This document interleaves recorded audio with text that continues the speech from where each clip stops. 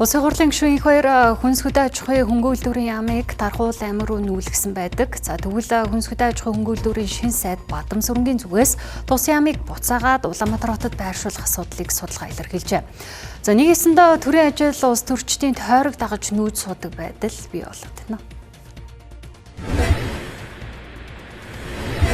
Бадам сүрэн сайдын хөдөө аж ахуйн яамыг одоо орон нутагт байгаа тэнд байрлаж ажиллаж байгааг бол юу гэж үзэж байгаа вэ? Буцаад Улаанбаатар хот руу шилжүүлэх үү, тэнд нь үргэлжлүүлээд явуулах уу? Энд ажиллаж байгаа албан хаагчдын нөхцөл байдлыг одоо судална, байр орон сууц, нөхцөл ирж очиж зорчиход одоо ямар асуудал тулгамддаг, одоо явж байгаа үйл ажиллагаа нь ямар байна гэдэг. Ер нь бол одоо яг үйлдвэрлэл хариуцсан, хувийн хвшил хариуцсан байгууллагууд нь Дархан уул аймагт одоо үйл ажиллагаа голлон явуулж байгаа гэж одоо миний хувьд бол эхний байдлаар мэдээлэл авсан. Өөрхөн тойрог яам аваа явцсан.